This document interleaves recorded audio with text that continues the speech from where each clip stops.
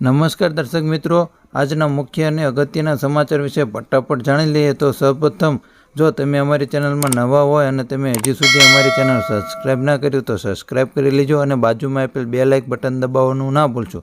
સૌપ્રથમ હેડલાઇન જોઈ લઈએ તો દિવાળી બાદ ફરી એકવાર પીએમ મોદી ગુજરાત આવવાના છે. 31 ઓક્ટોબરે તેમના આવવાની તારીખ જાહેર કરવામાં આવી છે અને બનાસકાંઠામાં આવશે. આ વખતે પણ ખેડૂતોને ગયા વર્ષની સરખામણીએ પણ કપાસના ભાવ સારા મળ્યા છે. 1700થી લઈને 1800 સુધીના ભાવ જાય છે. હાલ કપાસમાં તેજી, વીણવાના પાકને ગુલાબી ઈયળ જોવા મળી છે. હવે ખેડૂતોને ગુલાબી ઈયળથી પણ ચિંતિત રહેવું પડશે. ચૂંટણી જીતવા ભાજપનો માસ્ટર પ્લાન આવી રહ્યો છે. જેમ જેમ ચૂંટણી નજીક આવે છે તેમ તેમ પીએમ મોદીના આટાફેરા ગુજરાતમાં વધી રહ્યા છે. રાજ્યના કૃષિપ્રધાન રાઘુજી પટેલે ખેડૂતોને અતિવૃષ્ટિના નુકસાનને લઈને ભરપાઈ કરવાની પણ જાહેરાત કરી છે. વિગતવાર આગળ સમાચારમાં જાણશું. વડોદરામાં દિવાળી ઉપર ફટાકડા વેચનાર દુકાનો ઉપર કોર્પોરેશનને નોટિસ ફટકારી છે કે ફાયરની સેફટી વગર તમે ફટાકડા ના વેચી શકો. વિગતવાર સમાચાર આગળ વિડીયોમાં જોઈશું. તો દર્શક મિત્રો, વિગતવાર સમાચાર ચાલુ કરીએ તો દિવાળી બાદ ફરી એકવાર પીએમ મોદી ગુજરાત આવશે. 31 ઓક્ટોબરે ફરીવાર પીએમ મોદી ગુજરાતના પ્રવાસે આવી રહ્યા છે. બનાસકાંઠાના થરાદ વિસ્તારમાં વિવિધ વિકાસના કામોમાં લોકાર્પણ કરશે. જાહેર સભાને પણ સંબોધન કરશે. પ્રધાનમંત્રીને આગમનને લઈને તાબડતોડ તૈયારી શરૂ થઈ ગઈ છે. આગળના સમાચાર વિશે વાત કરીએ તો અમેરિકન ડોલરની સરખામણીએ ભારતીય રૂપિયો ગગડીને 83 પર પહોંચી ગયો છે. હજુ પણ રૂપિયાની કિંમત નીચે જાય તેવું લાગી રહ્યું છે, કારણ કે ભારતમાં તેલની કિંમત તો દિવસે ને દિવસે વધી રહી છે. તેના કારણે રૂપિયાની કિંમત ડોલર સામે નીચે જઈ રહી છે. તો તેના જવાબદારે તેલ ગણવામાં આવે છે. આગળના સમાચાર વિશે વાત કરીએ તો વડોદરામાં દિવાળીના તહેવારને લઈને ફટાકડાની દુકાનો ચાલુ કરવામાં આવી હતી, જેમને નોટિસ અપાઈ છે. ફાયર સેફટી વગર જ પતરાના શેડ મારીને 42 દુકાનો ઊભી કરતા કોર્પોરેશનને નોટિસ ફટકારી હતી. ફાયર સેફટીને કે ફાયરની મંજૂરી વગર જ આ લોકોએ દુકાન ચાલુ કરી દીધી છે. ફાયર બ્રિગેડની ટીમોને ચેકિંગ કરી નોટિસ ફટકારી છે. સેફટીની વ્યવસ્થા નહીં કરવામાં આવે તો 7 દિવસ બાદ બજાર બંધ કરવામાં આવશે તેવી નોટિસ આપવામાં આવી છે. સ્ટેચ્યુ ઓફ યુનિટી જતાં પહેલાં વાંચી લેજો આ સમાચાર. જો તમે દિવાળી ઉપર સ્ટેચ્યુ ઓફ યુનિટી ફરવા જવાનું પ્લાનિંગ બનાવી રહ્યા છો તો મહત્ત્વના સમાચાર જોઈ લેજો, કારણ કે તહેવારને લઈને ટાઈમ ટેબલમાં મોટો ફેરફાર કરવામાં આવ્યો છે. દિવાળી અને નવા વર્ષને ધ્યાનમાં રાખી સ્ટેચ્યુ ઓફ યુનિટીનો મહત્ત્વનો નિર્ણય છે. એસઓએ 24 ઓક્ટોબરે સ્ટેચ્યુ ઓફ યુનિટી ખુલ્લું રહેશે તથા 25 ઓક્ટોબરે રજા રાખવામાં આવશે.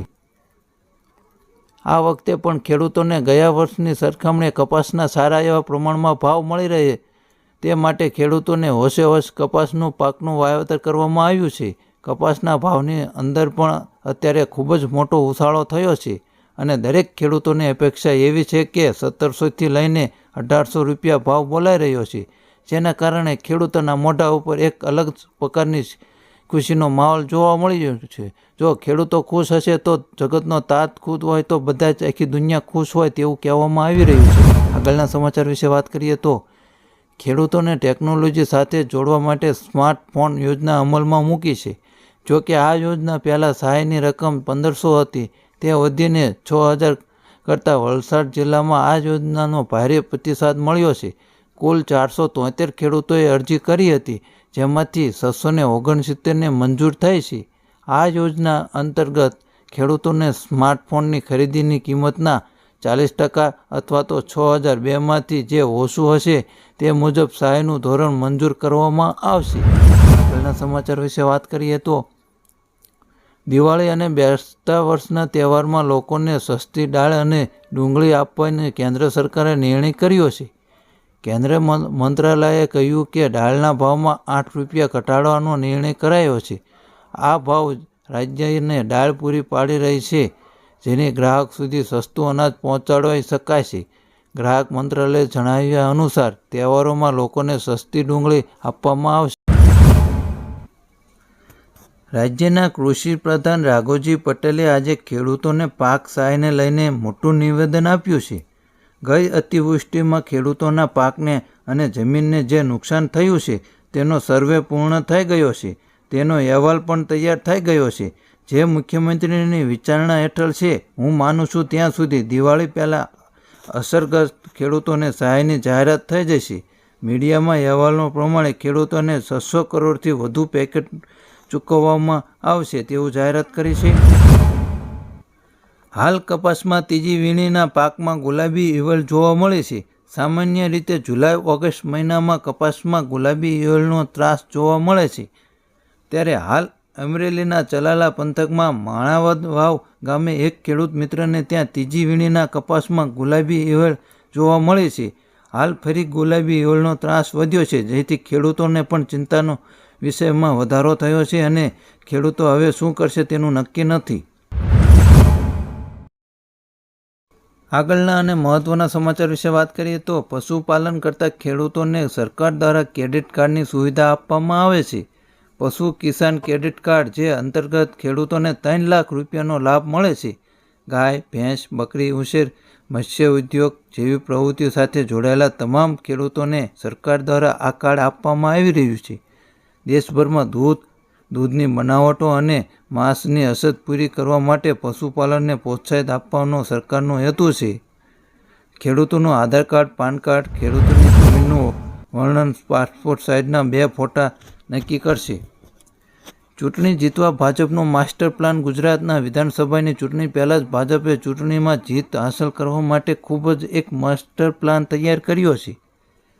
ભાજપ આગામી 27, 28 અને 29 ઓક્ટોબરના રોજ નિરીક્ષકોને દરેક વિધાનસભામાં મોકલશે. ચૂંટણીમાં જે લોકો ઉમેદવારી માટે તત્પર દખલાવી રહ્યા છે તેમના નામ મેળવશે અને નિરીક્ષકો તાલુકા, જિલ્લા અને નગરપાલિકાના હોદ્દેદારો સાથે બેઠક કરશે. ઉલ્લેખનીય છે,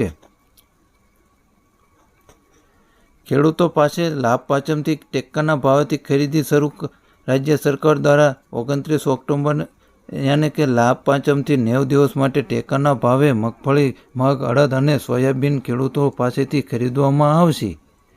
આ માટે ઈ-ગામ કેન્દ્રો ઉપર VCI મારફતે 25 સપ્ટેમ્બરથી ખેડૂતોને નોંધણી શરૂ કરાઈ છે, જેમાં 10 નવેમ્બર સુધી ચાલશે. તો તેમાં નોંધણી કરાવવી ફરજિયાત છે. નોંધણી થયેલા ખેડૂતોને તેમના માલના વેચાણ માટે MSPથી કે ટેલિફોનથી જાણ કરવામાં આવશે. સરકાર દ્વારા ખરીદ કેન્દ્રો ખોલવાનો સોમવારથી શુક્રવાર સંજોગવાત હાજર નહીં રહેનાર ખેડૂતોને શનિવારે પણ પોતાનો માલ વેચી શકશે તેવી માહિતી સૂત્રો દ્વારા મળી રહી છે. જો દર્શક મિત્રો તમે અમારી ચેનલમાં નવા હોય અને તમે રોજે રોજના અને તાજા સમાચાર જાણવા માગતા હોય તો અમારી ચેનલને સબસ્ક્રાઈબ કરજો અને બાજુમાં આપેલ 2 લાઇક બટન દબાવવાનું ના ભૂલશો, જેથી કરીને અમે વિડીયો મૂકેલા તરત જ તમને નોટિફિકેશન મળી જાય. અને જો તમને અમારો વિડીયો ગમ્યો હોય તો બીજા ખેડૂત ભાઈને મોકલવા વિનંતી. લાઇક આપજો અને કોમેન્ટમાં જરૂર જણાવજો. ધન્યવાદ. આપનો દિવસ સારો જાય. ખૂબ ખૂબ આભાર વિડીયો જોવા બદલ.